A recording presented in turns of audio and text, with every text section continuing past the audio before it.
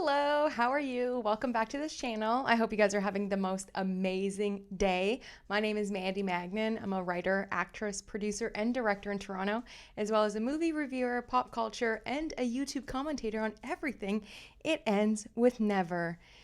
There are some things to get into because I've just read over a bunch of text and phone call logs, as well as the time for an extension, and there's just a few things in the case with It Ends With Us that I think that we should dive into. So if you're ready, I'm ready. Grab your emotional support lip gloss. You are in frame with Mandy Magnan.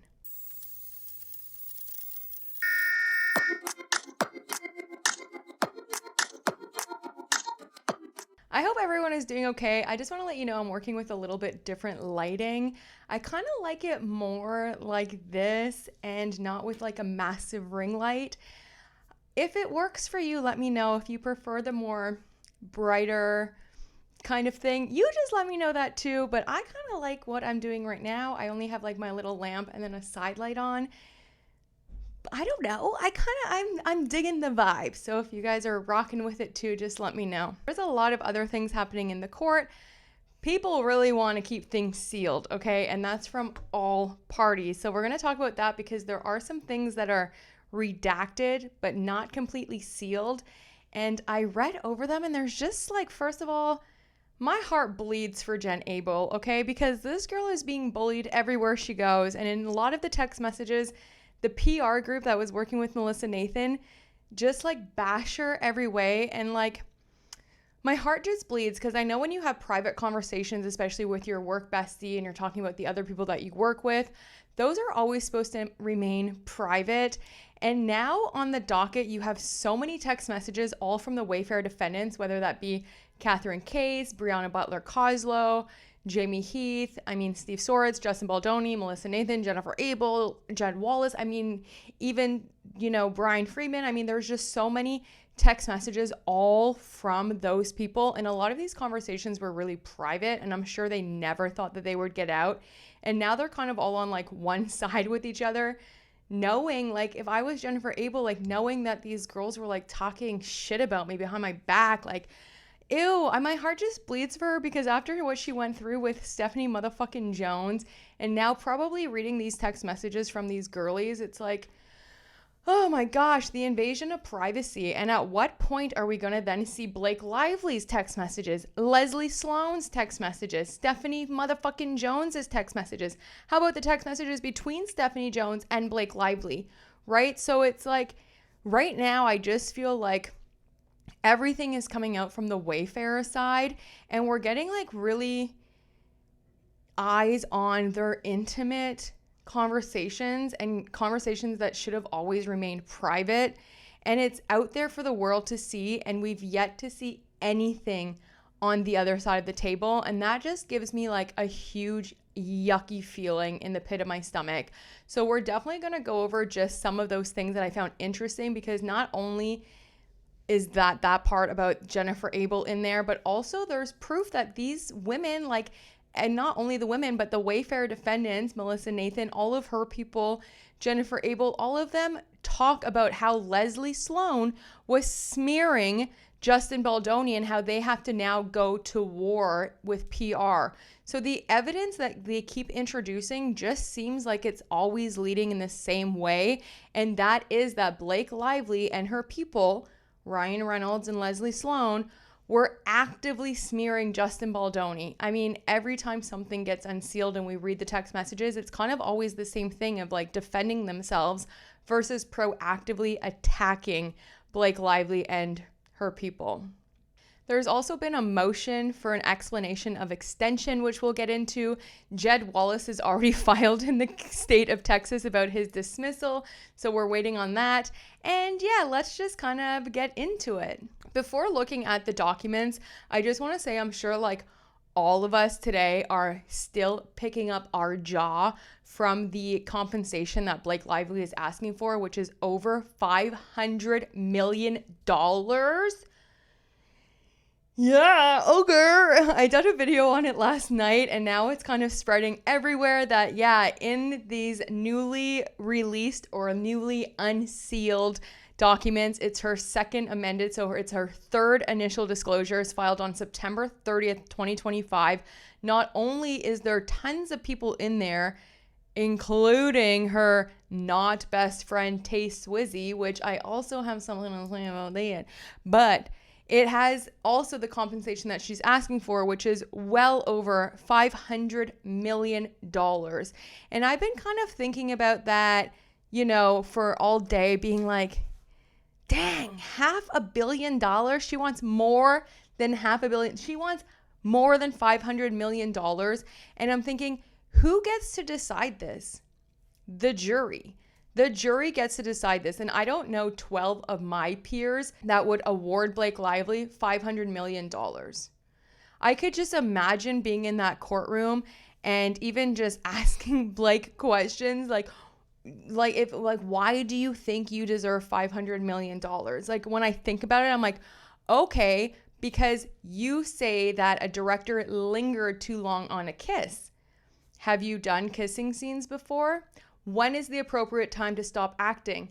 Oh, when the director calls cut. So your director was in the scene with you, Justin Baldoni. So there must have been a first and second assistant director calling the shots. Therefore, when they say cut is when you cut. So Justin Baldoni, while he's in the scene, doesn't call action and cut. He has a first assistant director to do that. Therefore, the lingering on the kiss that you say happened wasn't called by Justin Baldoni. It was the first AD. Then I think, okay, so you also want $500 million because you had to slow dance and be in love or act like you were in love with your love interest in the movie? And you think because you did too many takes of that dance montage, because he wanted to do a takes where you weren't talking and you couldn't stop talking, that you had to probably do it more times because you weren't taking direction as an actor? Okay. Oh, I'm so sorry that you had to slow dance with the defendant, Justin Baldoni. $500 million. Okay. Then also you want $500 million because you say that you were shown pornography on set, but in the moment of being shown pornography, literally within that second, you were told, which you acknowledge in your CRD complaint, that it was a home birthing video. So in that moment, you knew that it wasn't pornography, and yet still you characterized it as pornography. So maybe you were just more embarrassed of your reaction to what he was showing you versus what you could have actually been seeing. And also, was the showing of this home video not a creative discussion in which your character, Lily Bloom, is giving birth? Don't most actors do research and watch other performances and or real life things? Like maybe if you were to do a birthing scene or a woman in labor, you would then study and watch videos of other women doing the same thing.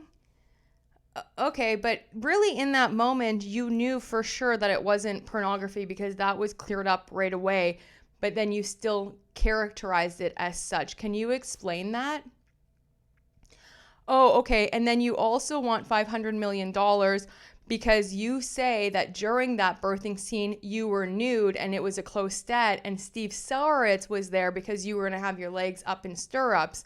But we have evidence that Steve Saritz wasn't actually there during that scene, as well as there is video proof and other actors and all of the people, the crew on set, saying that you were actually in black briefs and you had a robe over you. And then in scenes with the close-up, in your own CRD, you say that you're covered by a piece of fabric, and that fabric is what most actors wear in scenes like that. So therefore, you weren't actually nude, and Steve Saritz wasn't actually there, and the best friend that you say Justin Baldoni hired is actually a trained actor with more training than you and your sister combined. And I would like to probably throw in Ryan Reynolds as well, your husband. Yeah, okay. Also, you want $500 million because you say that they were going into your trailer unannounced, but in your contract, you actually had them pay for security for you, as well as your own additional security plus your nannies and assistants. Yeah, Wayfarer paid for all of them. So where was your security outside of the trailer when they kept barging in? Also, can you explain that how you say during May of 2023, every day on set, you were repeatedly sexually harassed, but then there's text messages in June of you inviting Justin Baldoni to your trailer while you were pumping? Right. Okay. Can you also explain, please, why even the day after January 4th, the meeting where you had the return to productions, you had your kids on set? Right. Okay. How many times did you invite Justin Baldoni over to your penthouse to rehearse these sexual scenes without an intimacy coordinator present? Right. Okay. See where I'm going here? It doesn't really make sense. Then they're going to ask, well, the smear campaign, well, they smear me. It was my reputation. My reputation is ruined. Okay, do you have evidence to prove that there actually was a smear campaign, or it was just PR with PR? Oh, well, I have text messages showing that they were talking to TMZ and the New York Post, and they were making articles. Okay, can you tell me who released all of these articles? Justin Baldoni fat shaming you, the cast doesn't like Justin Baldoni, etc., etc. Was that not your publicist, Leslie Sloane? Right, so your publicist, Leslie Sloane, is able to go to the media and smear, right, or do PR work against Wayfarer and Justin Baldoni, and then when they counter, that's an untraceable smear campaign. So it's good for you and your team, but it's not good when other people defend themselves. That's what you're saying. Right. Okay. Can you also explain, please, how you took over the movie? If you were so severely traumatized by being repeatedly sexually harassed when the movie was done and you were on your way to go shoot your next movie, Another Simple Favor, can you explain why you forced yourself then to be around Justin Baldoni and be in the editing room? In your own words, you say you would love to be in the editing room, but just take a passenger seat. But then once you were in that editing room, you ended up being there the entire time and kicking Justin Baldoni out. Can you explain that? No. Okay. Right. So you can't explain why you took over the edit. You can't explain why you had them sitting in a basement during the premiere. You can't explain why you replaced Justin Baldoni at Book Bonanza and then paid for all of the other cast to be there out of your own pocket. Right. So what exactly are we giving you over $500 million for? Acting in a movie with a love interest that you didn't like, that you didn't respect, or extorting these people to gain rights over the movie? I mean, debunking her lawsuit is so easy. Like, it's so easy. Like, how do you think you're going to get in front of 12 New Yorkers? Okay, 12 average people. Maybe there's a millionaire in there. Who knows, right? But 12 people to award Blake Lively over $500 million to act in a movie after all of the horrible things she's done. And I keep going back to like the audacity of Blake Lively to know the way she acted. Okay, in pre-production, first of all, Ryan Reynolds already screaming at Justin Baldoni in pre-production. It should have been a rap right there. I digress. However, you knew that you sent that man 14 paragraph text messages calling yourself Khaleesi. You knew that you sent that man text messages saying, you bite with no teeth. You want to see me rehearse it for you in person, XX, whatever it is. You know that you had women on the set fired that you didn't mesh with. You know that you had the original composers replaced with your husband, Ryan Reynolds, Deadpool and Wolverine composers, when he was pretty much almost done the original score. You know all of the things that you did and all of the text messages that you sent and everything that was done. And yet you still went ahead and filed this CRD complaint. Nobody knew about any of the stuff that you did. We would have been none the wiser. if Blake Lively wouldn't have filed her CRD complaint. The world had already moved past. Ain't nobody thinking about Blake Lively for that long. Okay? It was 2 weeks in August and then it was a wrap. You know, if I were to treat someone as awful as Blake Lively treated the creators, the producers, the CEOs, the director of a film I was working on, if I treated them that way, there's no way I would have ever let that hit the public. Ever. I mean, the audacity to me is just so crazy. And now to know that she's asking for over $500 million when your literal behavior caused you to get the bad PR, you know, and if Wayfarer was doing, you know, boosting or amplifying pro Justin post and then amplifying negative Blake Lively post, none of it was a lie. All of the media that was coming out was about Blake Lively's past interviews and then the PR that she was doing for It Ends With Us, the absolute tone deaf, completely out to lunch PR. So it's like, what? It's not like they went and they were spreading all these lies and misinformation and crap about you. And if they wanted to smear you, they would have been leaking those text messages and those emails. They would have been leaking about how you missed the first day of set. They would have been leaking about how you stalled set many times and then we're at Taylor Swift's concerts. They would have talked about how Ryan Reynolds was a complete monster. They would have dropped the text messages with the Dragon and Khaleesi and the No Teeth Lively. They had so much stuff on you, Blake Lively. If they wanted to smear you back in August, you would have already been on a train to oblivion, because the stuff that came out in their countersuit against you, nobody would have known had you just moved on. And for a woman who was so traumatized and so completely, you know, insulted and trapped, that's her word, trapped, and repeatedly sexually harassed, when the movie was over, you could have just walked away. Like what probably 99% of people would have done. Walked away, filed your CRD complaint, and went on with your life, right? Because you're not going to put up with that kind of treatment. But you didn't. You forced your way back into the project in post-production. You forced your way to stay around Justin. You forced your way until you got your hands on the edit.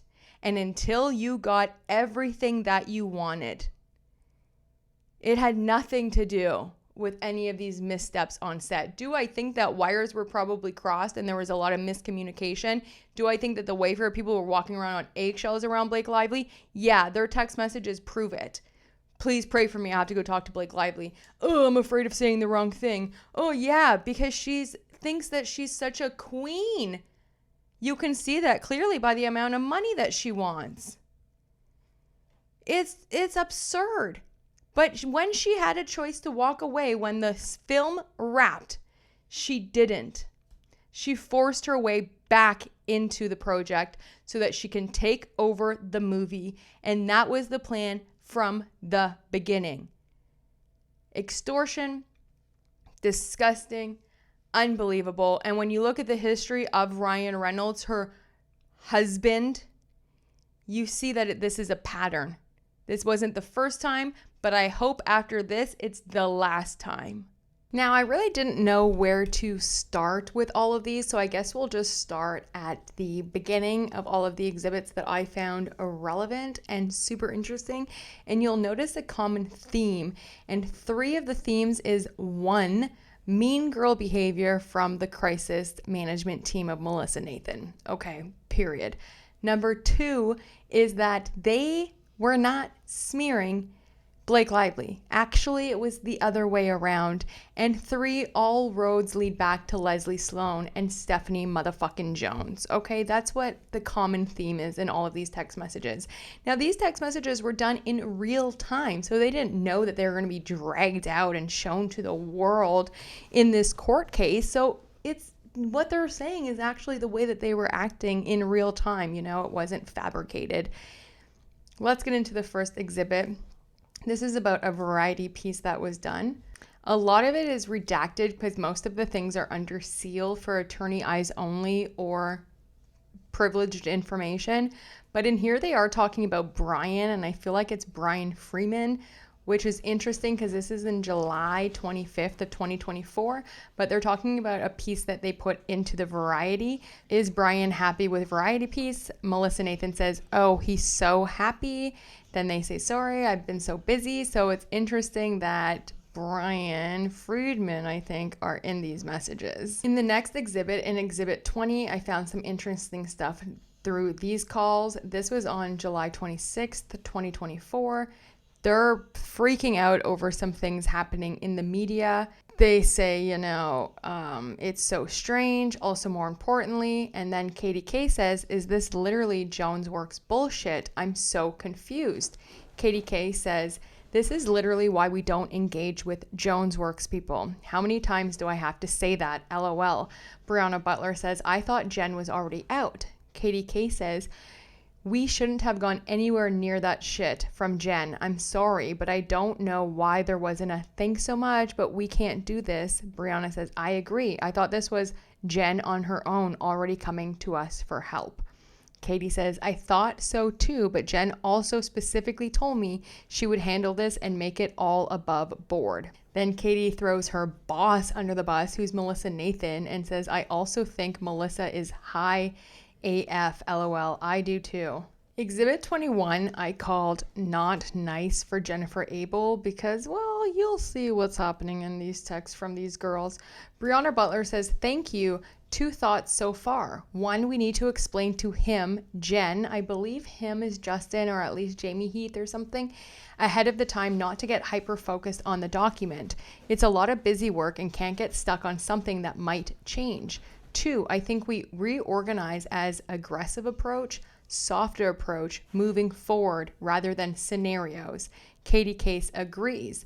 Then further at the bottom, she says, I think we just focus them on the 1 like for his junket tomorrow. So I guess this was before doing the press junket with Justin Baldoni for It Ends With Us. Then it says, lastly, for the Justin Baldoni doc, I want to say that there are angles we can focus on to show the risks presented when an actor is given complete control over a film, pushes director out.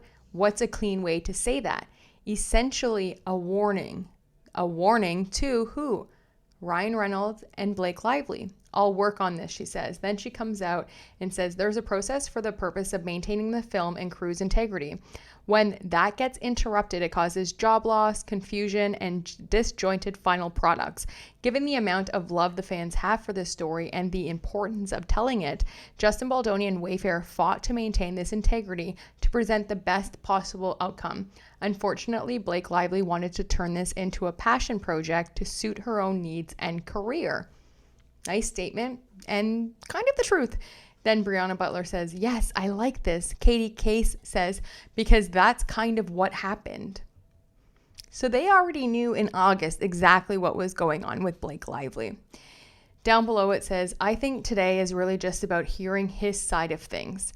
God, I can't. And then this is where it's kind of like mean because then Katie K says, God, I can't wait to be trapped in a room with Jen Abel and Matthew Mitchell for 6 hours. Then she says, I don't think we share this with him today. I think we send the messaging points for tomorrow to Jen and the team, but I think we send this doc when we have all the details from today. Otherwise, he'll be bogged down and freak out. And what their talking points were to go over context of other complaints, his side of the complaints, to go over draft statements for tomorrow, and to go over any other questions he has planned for the premiere. Then Brianna says, I'm so pissed about this. I'm going to have 2 screaming kids at 6 p.m., the middle of dinner and bedtime. I love that he's so anti-patriarchy, but then does the most man thing. And then these ladies go into a full-on meltdown about having to have a meeting at 6 p.m. because she has a husband. Don't ask me, okay? Anyway, then Katie says, I'm so sorry about this. Also very typical of Jen, who has no children, to try and show value, but suggesting this meeting at this time. It's so inappropriate. They go on and on about that. I also have a wild theory about all of this because it's so weird. Jen brought this to us before she's even left Jonesworks. Yeah, what do you think? Then we don't get anything from that conversation. Then we get his statement. So the statement that they wrote up for Justin. This is the first time I served as director and actor, which was an enlightening experience. As a director, you have to lead with care and conscientiousness while managing all the different personalities, opinions, and ways on working on set, and then put aside and act in scenes successfully.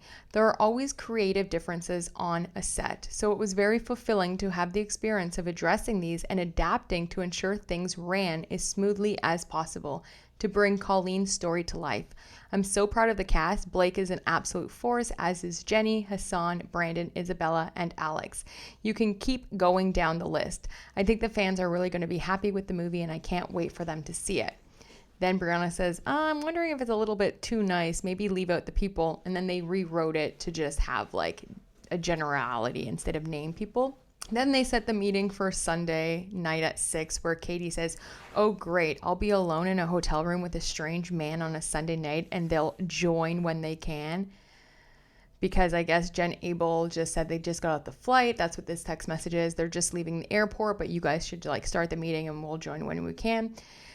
Are you kidding? This should never have been in person. It's like she's fucking with us. That's not okay. You need to say you have a heart out.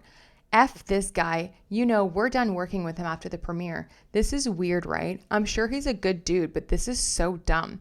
I'm going to have a hard out at 8. That's 2 hours. It's Sunday night. He's got to be tired and jet lagged, right?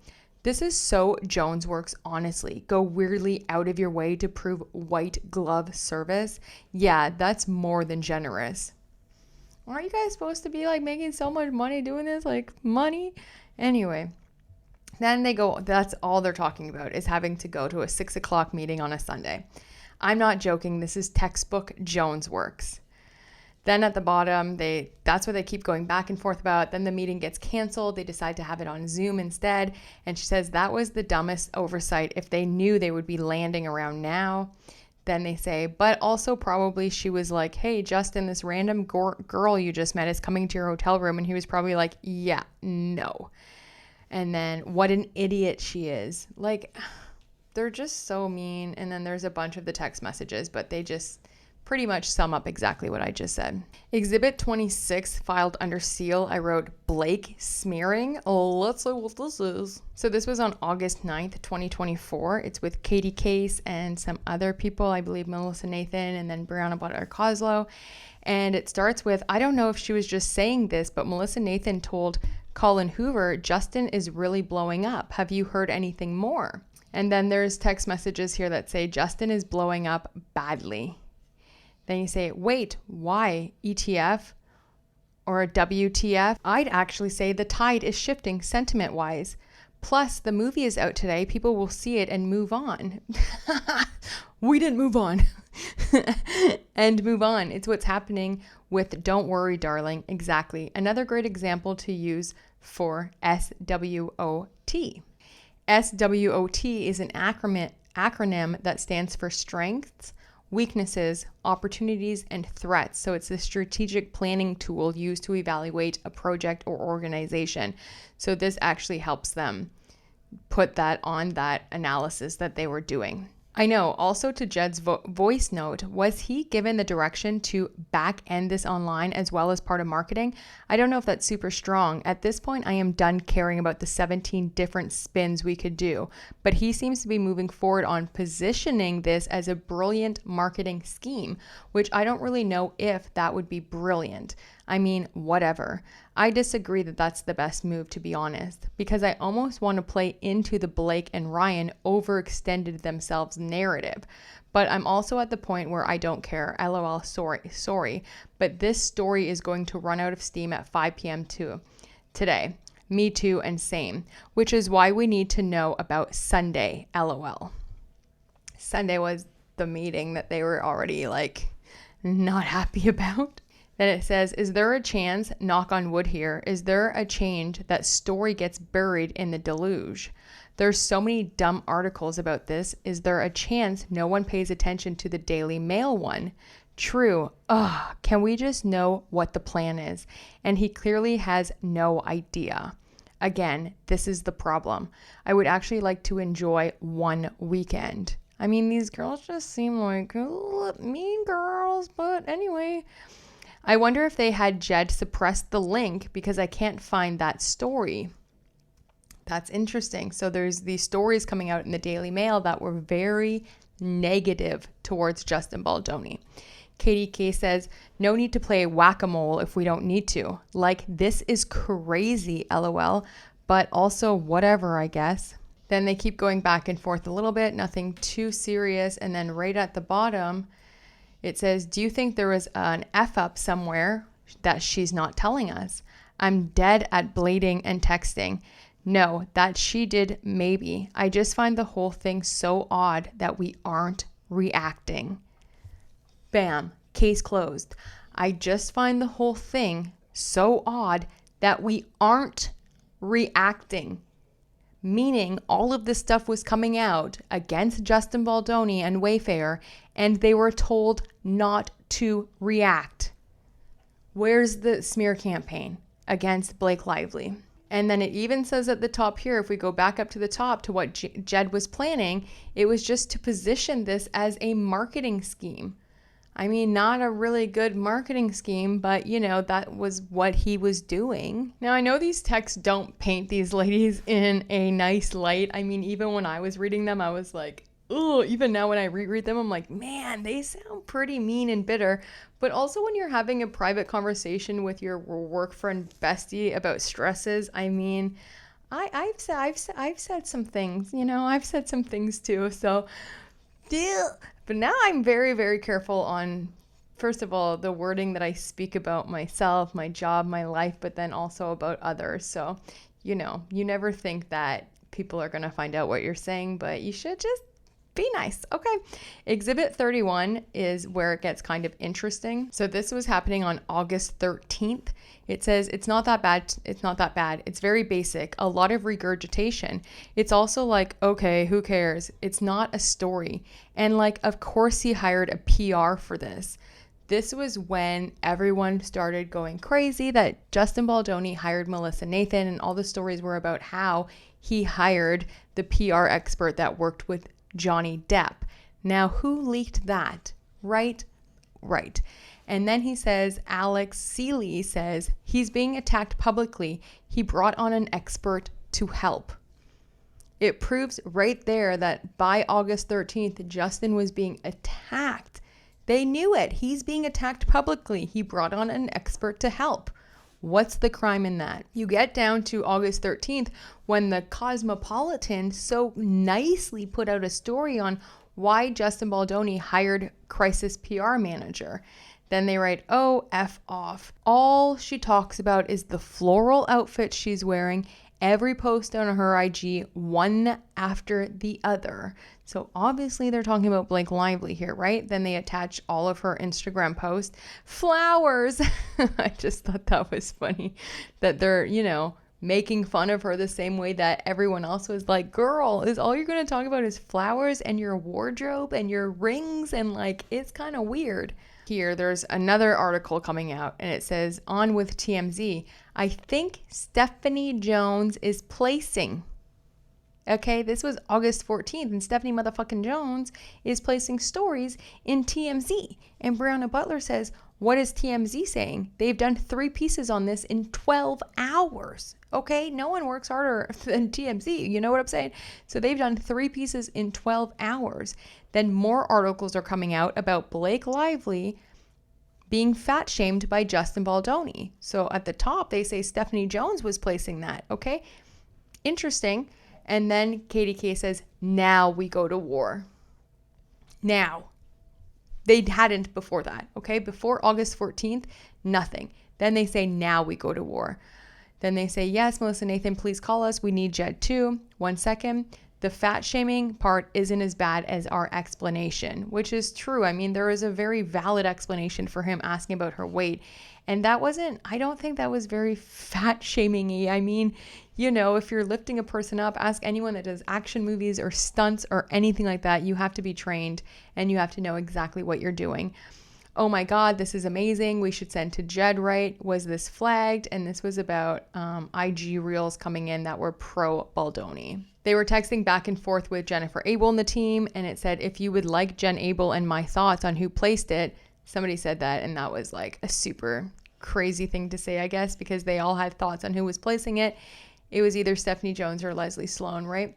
Then they keep talking, and now there's more articles coming out on the 14th of August. Oh, this is insane. And then I guess they started replying back to, the articles. Riley Long says, slaying. They're all like, yeah, we're slaying it. And Riley says, also, if me and Katie and Bree go missing, it's because... why is that redacted? It's because what? Could that be because it's because Ryan Reynolds, WME, Blake Lively, Leslie Sloane, Stephanie Jones? I don't know. It's because of something. In Exhibit 38, this was when the New York Times dropped. Okay, so this is now, we just went over everything that was happening in August. They were saying that like Justin is getting attacked. We were told not to do anything. Okay, now it's time that we go to war, right? Because they were supposed to be in a truce. Melissa Nathan says, just tried you back. I see that part you're talking about. Exactly. Are there any next steps here? Are you okay? Melissa Nathan says, I'm okay, honestly. I'm like, whatever. My sister is acting like this is the end of the world and I ruined her whole career and I'm going to get her the sack. It's like you think about it, celebrities suing publicists for doing a good job. This is going to backfire in her face so hard. That's it. And it has, because it was PR against PR. I mean, sorry that Leslie Sloane didn't succeed when she was trying to smear Justin Baldoni, and the people with their own eyes were watching Blake Lively just completely gone to lunch, Also, the fact Matthew knew. I'm going to tell them this is honestly the end of everything for him and me. He sold me out for $35K a month. You really think he knew the specifics of it?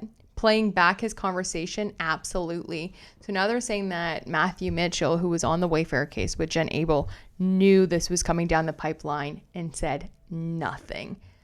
Snitchy. Okay? Just because Stephanie motherfucking Jones was paying you more? Snitchy. What are they saying on call? We have proof that Leslie was pitching this story out. Leslie Sloane was pitching the story. We have proof of being told to stand down and laughing about how easy this was because the internet was organic. Blake Lively has seen these text messages and she's still going. It literally says, we have proof of being told to stand down and laughing about how easy this was because the internet was organic. Melissa Nathan, just going through it all. It's all emails of requests we got from Jen and Matthew, and then we never engaged because we were told not to. So there are all of these incoming requests, but nothing sent back to them from us because we never planted anything. They didn't know that these text messages, once again, were going to hit a public court docket for the entire world to read. And yet they're still saying they didn't do anything. They never planted any stories. Can James R. et al. Be able to show how he saw on the U.S. docket that Stephanie Jones was pitching out the story about you? I'm so tired. All the effing points for New York Times are about me, LOL. Like WTF. From Melissa Nathan. He needs to share all of this shit against Blake. And also though, sorry, our focus is us. But also you have those texts with Leslie about setting up reporter calls together. They're in so much trouble when this is all said and done. I hope they appeal and I hope they show us everything. All of the texts with Leslie Sloane and Stephanie Jones. Didn't you speak to Daily Mail together? So we have to show the New York Times that Leslie was also engaging with press. I don't know how to show where she pitched Sarah first, but we would need that too. So Sarah Nathan is from the New York Post, who is also Melissa Nathan's sister. Yes, we do. Katie found a bunch of good text messages, and then there's a bunch of text messages that prove this exact point. This is a PR thread with tag. Jennifer Abel says, or first Justin asks, are we doing anything to influence this stuff, or is this real people helping and coming to my defense? Jennifer Abel says, no, no, no, no bots, no fake accounts, none of that. Real people coming to your defense. Trust, it's astounding to see the enormous outpouring of support, but it's 100% real. Then he says, people are thinking it's us and watch that video. Just want to be mindful of a swell turning, but you guys know this game. I've never been involved in anything before. Yeah, we saw and flagged that earlier, and of course there are people who speculate and discuss and poke holes. That's how they make a living on the internet. The minority may feel loud, as we have discussed, but it's still just the minority. Then he says, definitely don't want to play stories and yet just want to change the narrative. Text from Justin. This is what he's telling the PR people. Definitely don't want to place stories and yet just want to change the narrative. I wish they would write that. I only said nice things about her and never spoke disparagingly of the cast, and it's so apparent the feud only works one way, and would love to start to move towards the future of what's next. Not sure when the time would be right, but announcing that I'm directing Pac-Man I think would be a good move sometime soon. Melissa Nathan wrote, we totally agree, and as I think you can see, the majority of the press and social-wise agrees with you as well. And it breaks my heart because I'm pretty sure he was removed from that director job. And he's literally like just trying to move forward with his life and has said he hasn't said any bad things about Blake Lively. Then they're talking about some articles that came out, and it says, comment under last night's People article, FYI, as hard as her team tries, as hard as Blake Lively's team tries, people are seeing right through it. Look forward to chatting in 5. I mean, this all just keeps reiterating the exact same thing that they were just defending themselves and trying to move forward. But yet there was all of these articles that still kept coming out and still kept coming out. Like, how many texts does Blake Lively need to prove that Justin was just trying to have a successful movie launch and move forward with his life? Brianna Butler writes, congratulations. This is the type of detail we focus on to start driving towards a more positive narrative. They had just reached $100 million on the box office for It Ends With Us. That's what they were focused on. This is the type of detail we focus on to start driving towards a more positive narrative. Then I guess there were some articles coming out about Colleen. I'm not entirely sure exactly what they're talking about, but Colleen Hoover knew this was going on. Clock this text message. Justin should not respond right now except for anything other than to validate what I said. You are full of emotion and you will react, and it could add to the fire instead of us trying to put it out. The last thing we need is Colleen speaking publicly about you in a negative way. That's all that matters right now, is to put out that fire. This was, I believe, Melissa Nathan to Jennifer Abel. She says, I understand. Or maybe it was Jamie Heath. I'm not sure who it was, because then Jennifer Abel answers, okay, I will stand down, but leaving this here. Colleen, from my heart, there has not been one lie that has come out of my mouth. I have been sticking to the same message of the movie, which you know I cared deeply about from the beginning. The headline is taken out of context, which you will see from the interview. I have loved and adored you for the past 5 years, and that hasn't changed. Then Jamie Heath wrote, I agree. Follow up with that. Assume that Blake will see it. Assume that she could leak it. Yes, that's what we're pushing out, and that is my cut. There was a big call of action before my name, but no one can know about that. So they're saying that, like in Justin Baldoni's cut of the film, before his name appeared as director at the end of the titles, there was a huge call to action to give money probably to No More. And I can see that because actually when I went to go watch their other movie, The Senior, there was a huge call to action. During the entire credits, there was a QR code, there was ways to help, ways to get more information. So this is very apparent that before Blake Lively took over the cut, Justin had a huge call to action before his name even appeared on screen. Hey guys, just a heads up, I'm getting friends reaching out saying they're having a lot of PR articles slandering me coming up on their feed. So obviously they are pushing these things out. Who are they? Blake Lively. Then Jen Abel said, just sharing this because it's getting a ton of pickup in a good way. Proud to work with you, Justin Baldoni. I guess that's the one where maybe he's talking about It Ends With Us. Anyway, it looks like he's at the premiere of the movie. Then this was after Brandon Sklenar put out something on his Instagram. They just say, is there anything going on? Any coverage? No, it's slowed down. Same, there is a bump of press surrounding Brandon's post, which we all saw, skewing incredibly negative towards him and Blake Lively, etc. More people are singing your praises organically. Then it says, hey tag, I've been seeing some IG comments on random posts defending me by people who are private with no followers, and they feel like bots. Can you please confirm we are not doing any of that?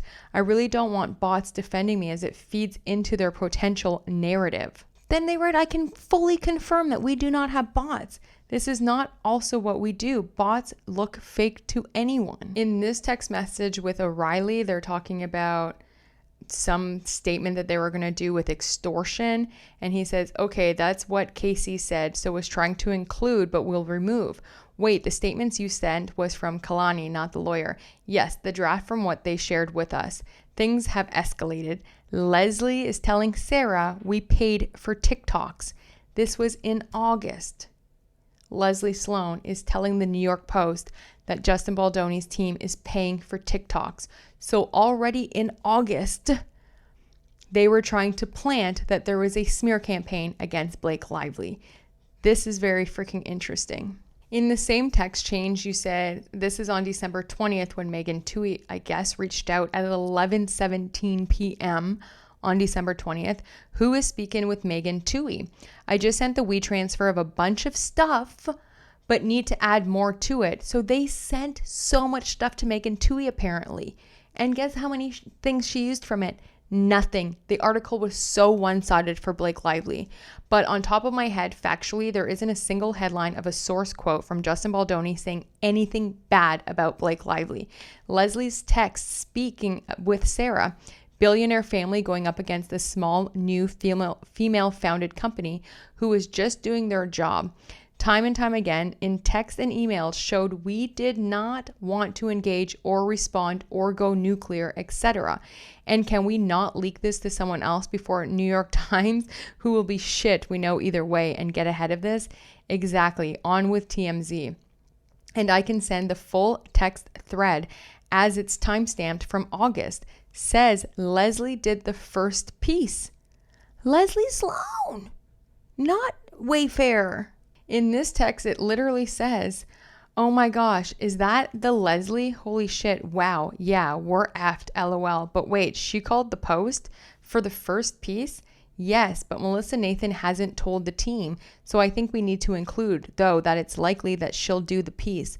Okay, I have to draft something quickly because we will jump back into the scenario planning, etc. And this one is kind of interesting because it was right before the premiere. Separate entrances at the premiere. Would she really ruin this moment for everyone else?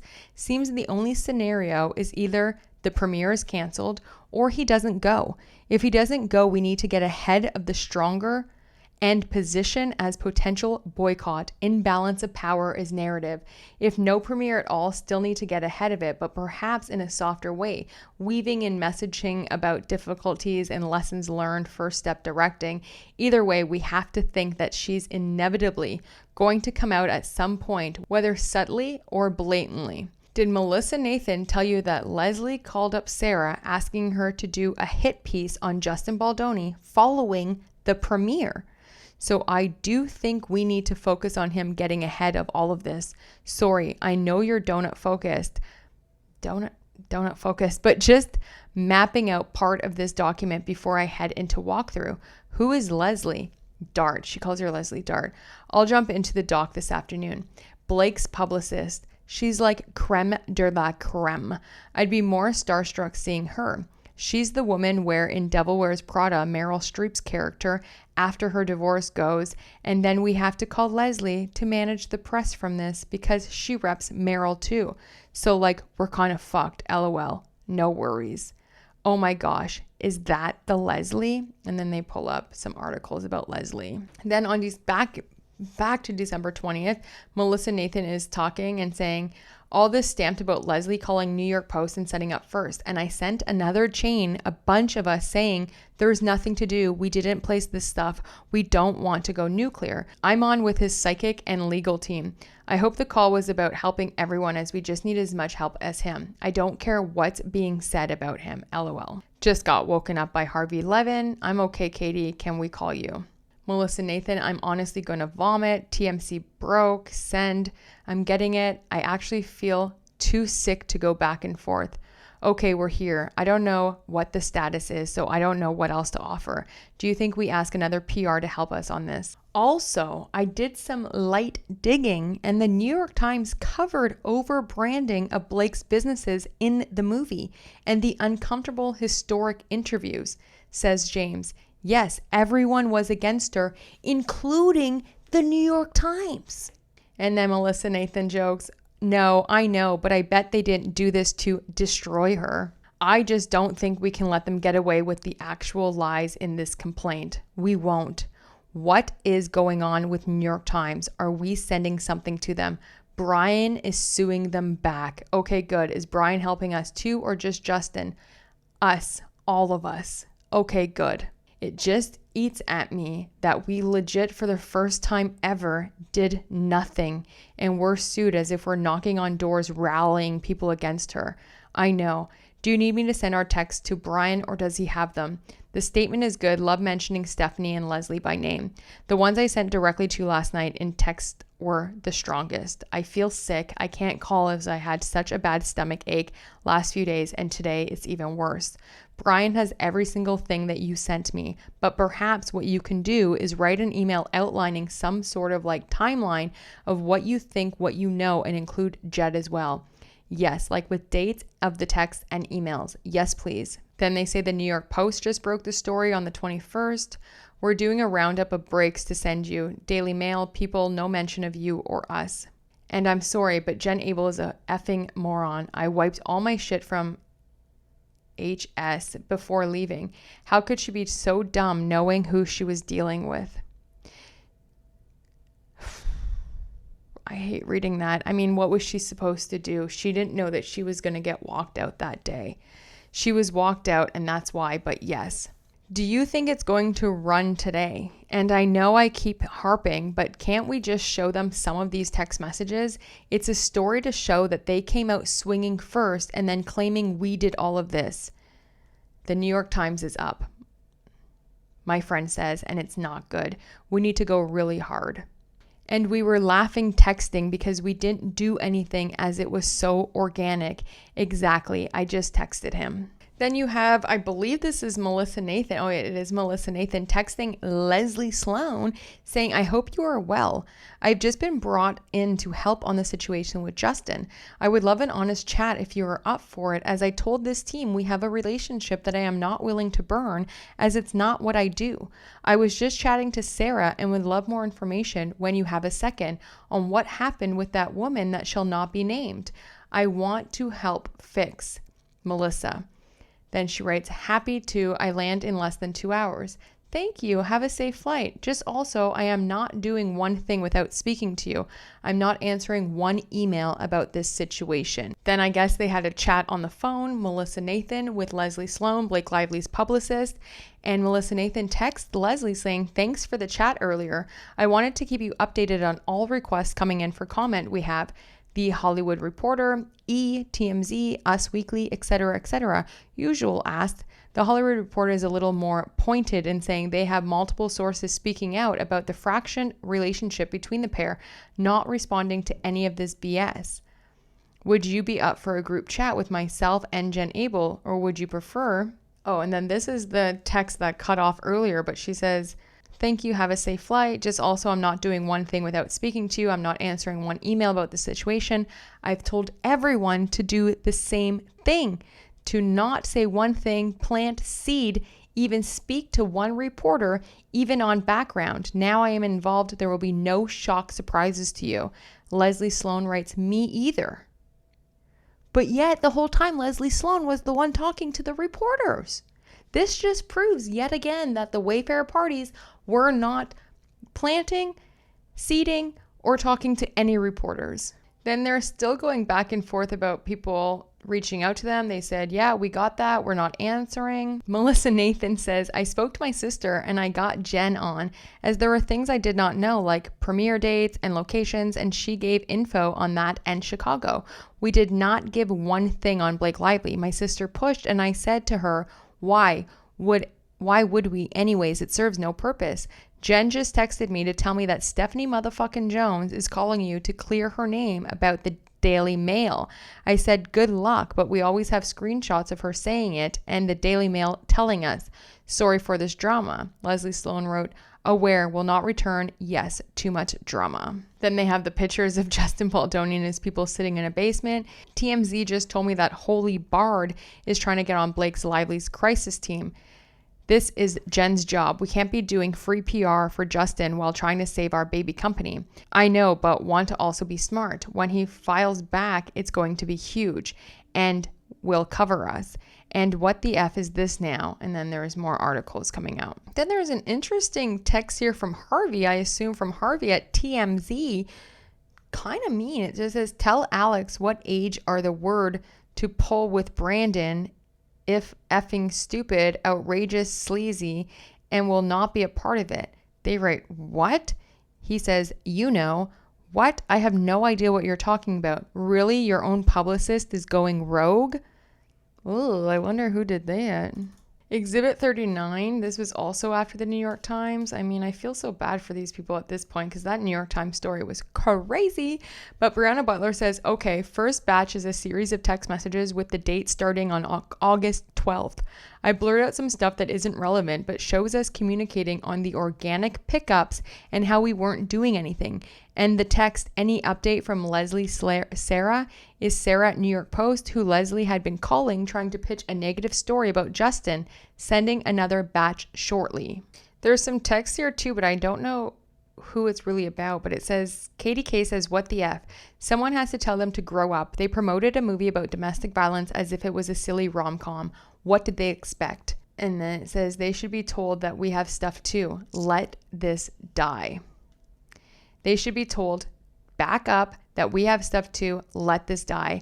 We do big story on bullying and breaking strike, and he releases text messages with her. Yup, 100%. Melissa Nathan says, I know this is also because of us and Leslie Sloane telling me I was the one that did team Johnny Depp and bots.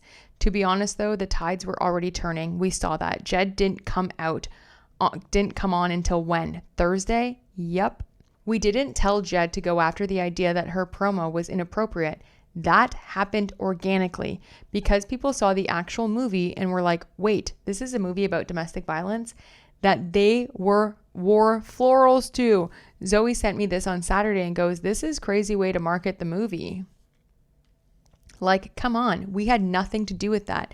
This is crazy. She doesn't have a good reputation. All of this is organic stuff from real people making TikToks, not bots. Exactly. If it was just comments, I'd be like, oops, but it's not. Then on August 12th, this is where they wanted Justin Baldoni and Jamie Heath to put out a statement. They want him to put out an effing statement. Do they know about what yet, though? Like what specifically he's meant to be apologizing for? No idea still. Does the Justin team want us to try and fight these fighting on set headlines? They're so cautious, but then speak to baloney, I can't get a read. Then they even say that they need to prepare materials because he Justin Baldoni, is going to get obliterated on Sunday. The next one, where I call her Leslie Dart instead of Sloane, but it's time-stamped from August. When we got the news, there are sensitivities of Sarah and Melissa being sisters, but we've never given her any favors. Then below it says that they actually have the article, and this was the first piece of press to ever break in August about the film, and it was done by Blake Lively's team. And even the reporters in this article stated that there was no comments from the Wayfarer side. And then there's one more, but basically the last one was just saying how they don't trust Stephanie motherfucking Jones. Don't trust her. Working with her is kind of a nightmare. I mean, I'm paraphrasing, but then they also say, like, do not trust her, period. There were a few other things regarding extensions of time, as well as a letter in opposition for the privilege log that Blake Lively is asking for. And Jed Wallace already put in a letter in the court calling himself a non-party. I mean, the day after his dismissal. So funny. But in all of those text messages that we've just gone through, it clearly states that Justin Baldoni, Jamie Heath, and the Wayfarer parties were not attacking Blake Lively. I mean, even their own PR people were mad that they couldn't do anything about it. The fact that Blake Lively and her team and her lawyers have all of this information and has still doubled and tripled down is frightening, and asking for more than $500 million when they have text messages from August all the way until February 18th stating that they never did anything in the press. I mean, they have so many receipts. They have so much proof stating the opposite of Blake Lively's claims that at this point I'm like, what are you doing? Like, girl, like, what are you doing? You know, let's call a spade here and move on, right? Like, keep the truck rolling. But at this point, I think it's just come too far. Blake Lively and Ryan Reynolds have pushed this too far, and I'm sad for them, because it's like, you just blew up your whole life with something that you already knew through these text messages, which you had, that there was no smear campaign against you and it was organic. And how many times do they have to say it over and over and over?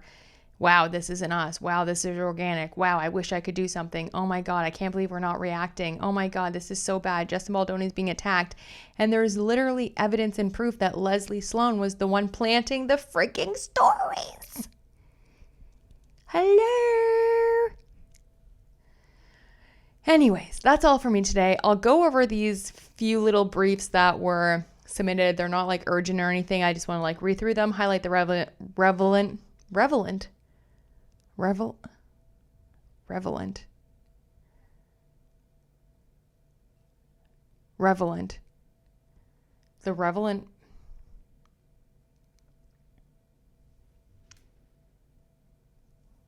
The most relevant. What the frick am I trying to say? The most relevant parts. Relevant. Oh my gosh, I'm so sorry, y'all. But anyway, I'll be back tomorrow, Friday. Friday is a very special day for me on my episodes, because then I get to read out some of your comments. I already have so many saved. So drop a comment here and maybe I'll read it out tomorrow on the channel. And yeah, what do you think about all of this? I mean, every evidence that keeps coming out to me just proves Blake Lively, she's wrong, and it's going to cost her a lot. Okay.